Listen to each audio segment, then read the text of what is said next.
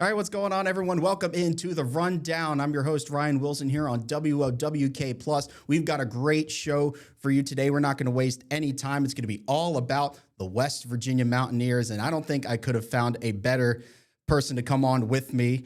We go up to Morgantown, and Golden Blue Nation's Sydney Cariel is joining us. How are you doing, Sydney? Thank you for being on the show. For having me, Ryan. I'm doing good. I'm excited. Football season is almost here. It's crazy. We're a few weeks away from fall camp starting. So just get ready. We got to buckle up. Yes, we do. We've got a lot to get to. And you were just in Frisco, Texas last week for Big 12 Media Days. And the big story of the offseason, obviously, Rich Rodriguez returning to Morgantown for the first time since 2007. And we all know how it ended before, but he's back. You know, you were right in the middle of everything. What was it like when he came back? What was the reaction from the fans and just the people you know around there? Yeah, so it was funny back in December because God, it feels so long ago now. But when he was first hired, brought back, it seemed like there's a mixed kind of feelings around Morgantown. Just, people who were super excited and then others who maybe we're indifferent just because of the way when he left it, was on those circumstances. But now I think because we are so close to football season starting in this new era of WVU football or, a second era with Rich Rod is so close to beginning that there's more of an excitement in the air. And then we had the spring showcase back in April. And at one point in that, Rich Rod went up into the crowd and had some of the fans pick out the plays that they ran at the end of the spring showcase. So that was cool to see the fan engagement there. So I think after that, there's more of an optimism and excitement just to get football season started. I feel like I keep using the word excitement, but I think we're all just waiting for kickoff and get back on the gridiron. Absolutely. So, as we were saying, you were in Frisco last week for Big 12 Media Days. It's the first time he had really spoken since the end of spring ball, like publicly, like to the media at large. So, what were some of the messages he had? I know he talked a little bit about his team, a little bit about the other teams he'll see in the Big 12. What was kind of the big message, the big takeaway from Rich Rod's availability in Frisco? Yeah, so he went on the second day, so we had to wait one day. It started Tuesday. You had the commissioner with the opening remarks, and then half of the players or half of the coaches of the Big 12 go, and then Rich Rod went on the second day. So we sadly had to wait one more day. But when he got up there, it was a lot of questions on his return, which we've heard kind of a lot over the spring. But one of the big things that he talked about this team is there are 74 new players Mm. this fall. 74. Whew. So that's a lot of new faces. And obviously, hopefully, this doesn't happen next year and years after that. But with it being a new coach and then how the transfer portal is now and all the things, it's just a little bit of a new new chapter all around.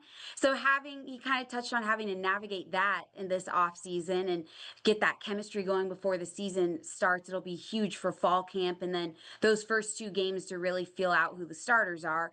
And then one of the other big things that was talked about, or another big topic of Big 12 Media Days as a whole, and not just for WVU, was that the Big 12 has 9 quarterbacks returning to their respective teams that threw for at least 2,400 yards last season. Mm. So 9 of the 16 returners. So the conference as a whole just has a great quarterback class, and that's going to be tough. And so that, just with that being said, Rich Rod had a quote, one of his quotes that he talked about with the Big 12 having such great quarterbacks in the league is it's the best collection of returning QBs in the country. Mm. And he does like West Virginia's quarterback room. So he added on, like, if you don't have a quarterback, you don't have a chance to win, especially when Big 12 play gets started. That's right. I mean, their first conference game out the gate, Jalen Daniels and Kansas on the road. Like, that's going to be, an interesting matchup for sure. Let's stay on the quarterback topic here. We'll stick with football. Nico Marchiol, the lone veteran, I guess, with playing experience for West Virginia on the team.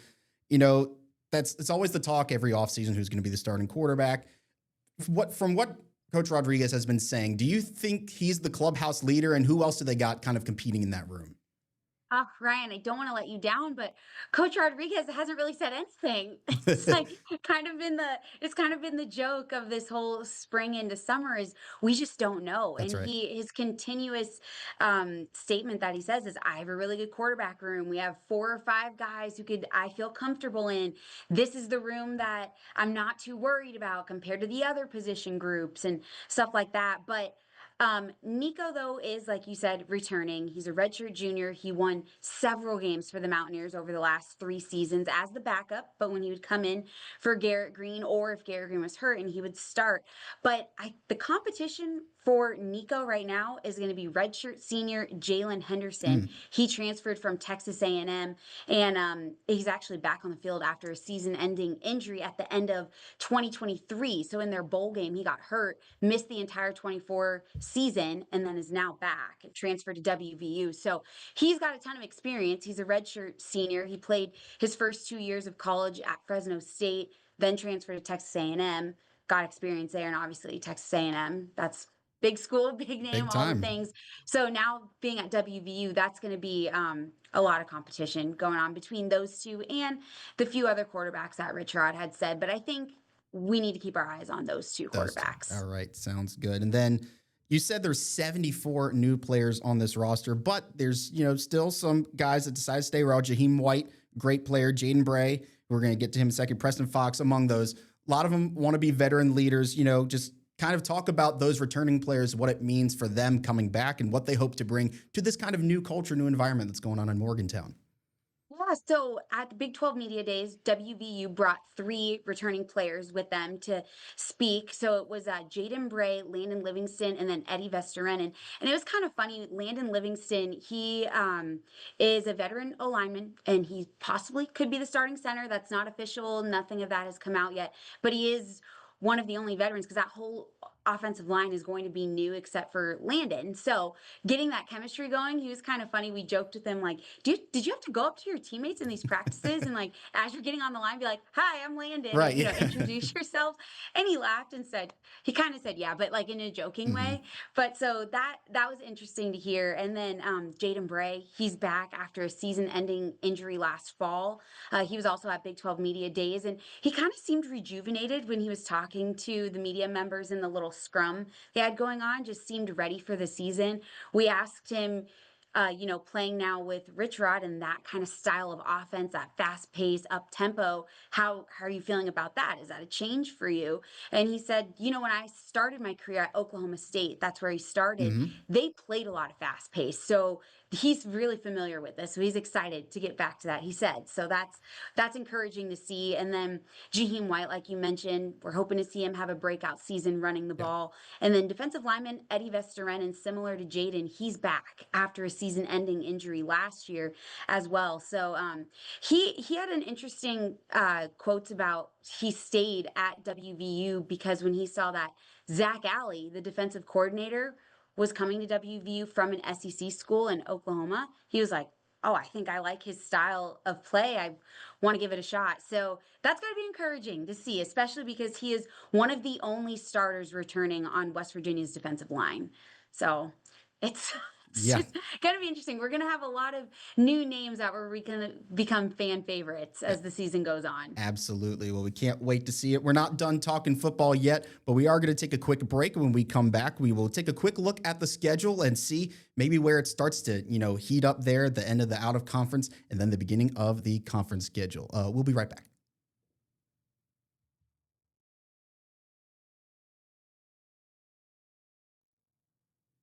All right, everyone, welcome back to the Rundown. I'm joined by Golden Blue Nation's Sydney Cariel. We're still talking WVU football, and we're going to get a quick look at their schedule here in just a second. But Sydney had a great story of, they're trying to build team camaraderie. We talked about 74 new players. You have a story about them running the hill. Like, what's kind of going on with that? So they brought this up at Big 12 Media Days. I forgot to mention before the break, but it was a little teaser. We Yeah. were saving it for coming up next. But yeah, they said that Rich Rod has brought that back where in training and training camp, fall camp, all the things, they're running up the law school hill, which Mm. is tough. If Yeah. you Sure, all WVU fans, you've seen it. That's a tough run. And Jaden said that some of the new players were like, "Wait, is it as bad as the up downs or whatever?" And Jaden was like, "Just wait till we get to the bottom of the hill. You'll see it's bad." But Landon Livingston made a joke and said that also just kind of helped the chemistry of all of our team getting together because you go through the hard stuff together, and it Hmm. almost then you can look back at it a little bit more and be like, we did that. That's crazy. So when we get to the fourth quarter, it's like, remember how tired we were having to run up that hill when it was hot out? Hmm. Just couple more plays here. Let's get the win. So he kind of related that to a whole season thing. But yeah, they are back doing that. And it kind of just shows the hard edge of this Mountaineers football team, that identity that they're bringing back. So that was a fun story that they told. Yeah, I will say I've covered one WVU football game in person. It was the Pitt game a couple years ago. We parked on top of the hill. You take the shuttle down from where we were, but when we were going back up, it was such a crowded game and it was a night game.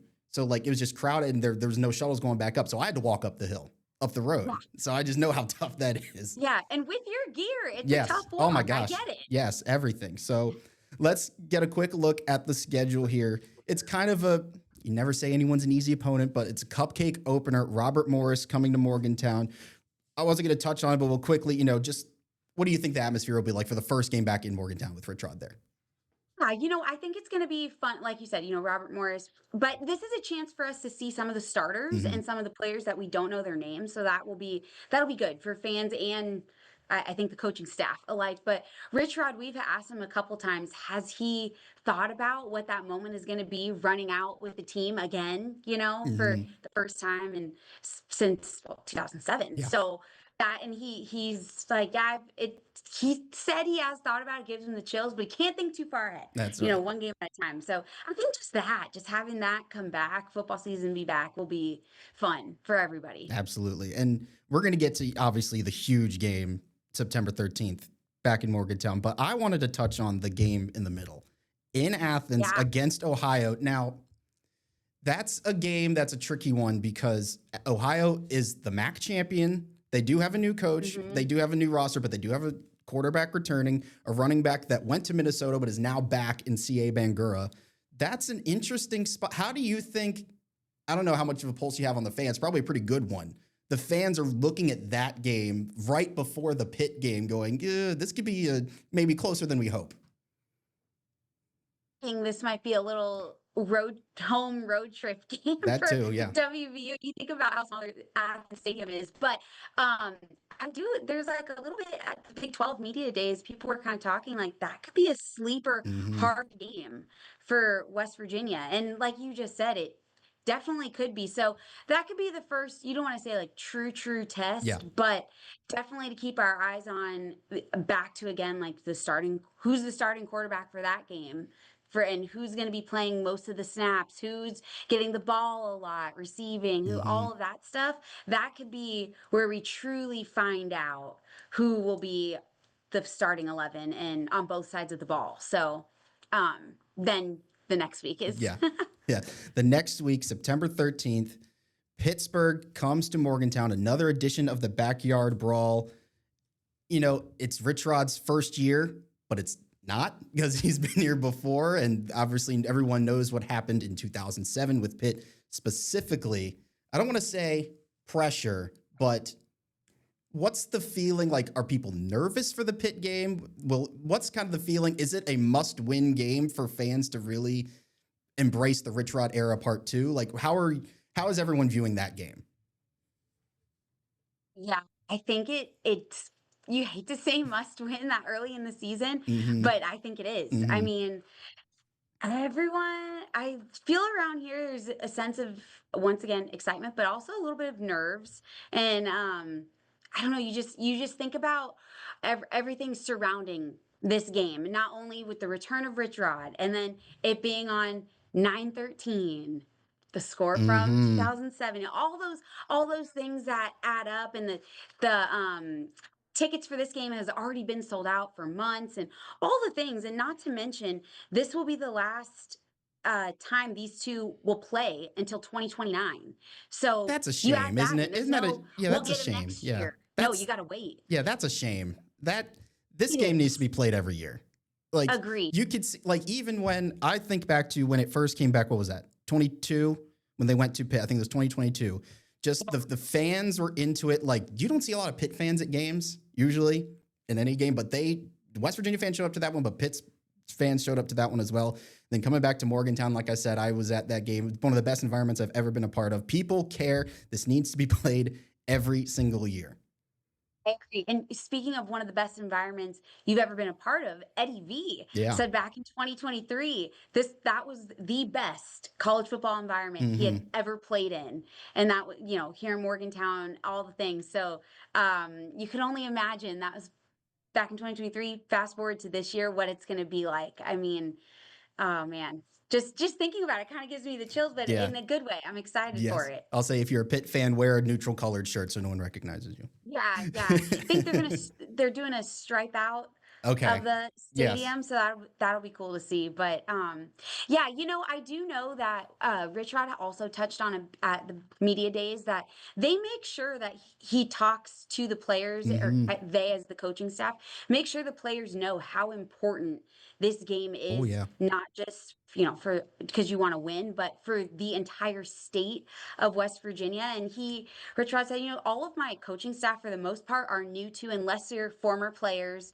like Noel Devine, Pat White, Rasheed Marshall, they've all lived it. Mm-hmm. So with the coaching staff too, he's reminding them like this is everything to these fans. So he's making it known and making it personal, wants them to have that personal feeling that he has with it. So I think that's a good sign. Yeah, again, September 13th. And again, not to mention just last year's game, the 10-point lead with 3 minutes left.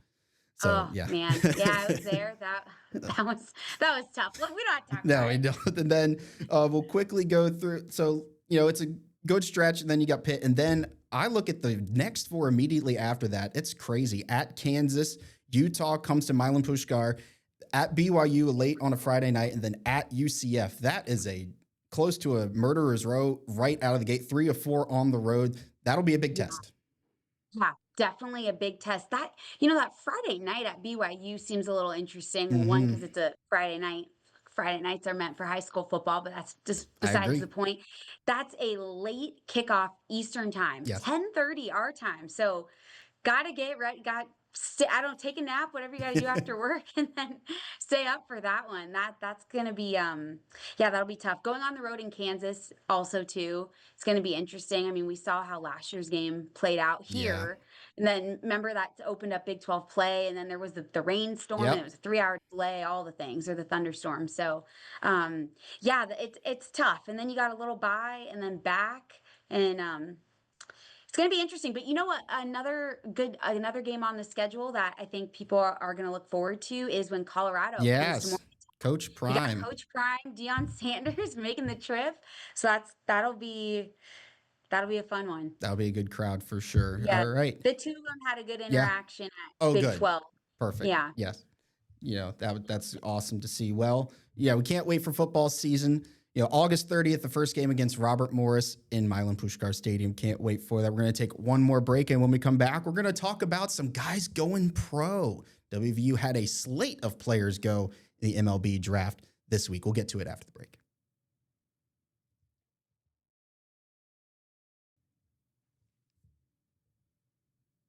All right, everyone, welcome back to the rundown. We've got just a few minutes left here with Sydney Cariel of Golden Blue Nation. It was a big week for WVU baseball specifically. A lot of guys got to hear their names called in the MLB draft after yet another great year. Sydney, we just, go through it. We start in round 7 to the A's.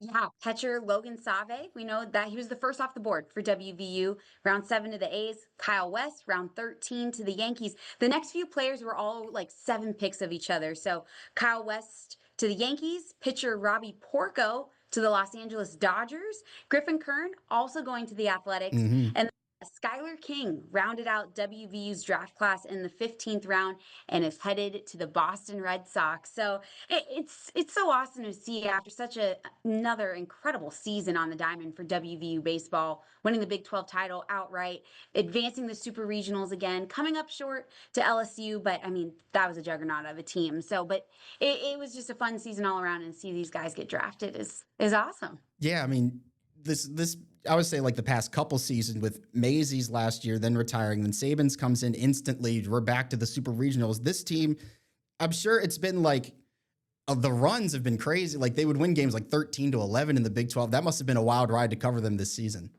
Yeah, and then you think about how the end of the regular season played out, where it kind of felt like, oh no, they started too hot. Are they going to be able to bounce back? They go in and finally win a game in the Big 12 tournament out Hmm. in Dallas or in Arlington at Globe Life Field where the Texas Rangers play. Finally get a win there. So that was huge to get the monkey off their back and then go on and win the regionals and then move to the like sweep the regionals with that. So that was just all around good. If they could have won just one game in Baton Rouge, I think that would have really put the cherry on top. But Hmm. like I said, that LSU is really good, and it was so humid and hot Oh out my there. I really goodness. do think the weather played a factor in those two Yeah, games. you saw the WVU players. They love shade. Shade was their friend over Yeah, there and down there in Baton yeah, and Rouge. there wasn't a lot of it there, so No. it's tough. Well, we've only got a minute left. We had some news that broke recently about WVU men's basketball. They're coming back to the capital for the first time in nearly a decade. Sydney, they're playing another, a tough out of conference game right here where we are in Charleston in the Coliseum. Yeah, this is exciting. Like you said, it just came in. WVU and Wake Forest Hmm. will face off on December 6th, 2025 at the Charleston Coliseum. So that is almost, yeah, let's see. This is the first time since 2005 that they're going to face Wake Forest Hmm. and the first time since 2016 that they're playing in Charleston. So that's fun. I think it'll be great for the state of West Yeah, Virginia. it's And yeah. for Ross Hodge, new head coach, Hmm. getting the team out there, getting his face around more than just Morgantown. So yeah, that'll be super exciting. It is the same exact day as the state football championships in Charleston. There's 2 days, Friday and Saturday. The Saturday, the 6th, is when the football state championships will be played. So that's kind of, depending on the time of the game, people can kind of catch a little bit of both. Yeah, it's gonna be a fun time in Charleston. Everyone's got to be down there. The Yeah, restaurants yeah. are gonna be packed, so Oh plan my gosh. accordingly. Yeah, get a reservation. Well, Yeah, Sydney, right. thank you so much for taking the time to join us on the show. It's been a blast. We really had a great time, and we'll definitely be hearing from you guys more throughout the rest of the season. Yes, this was so fun. Thanks, Ryan. All right. All right. Thank you all for joining the rundown. We will have another episode coming out next week. Thank you guys so much, and we'll see you next time.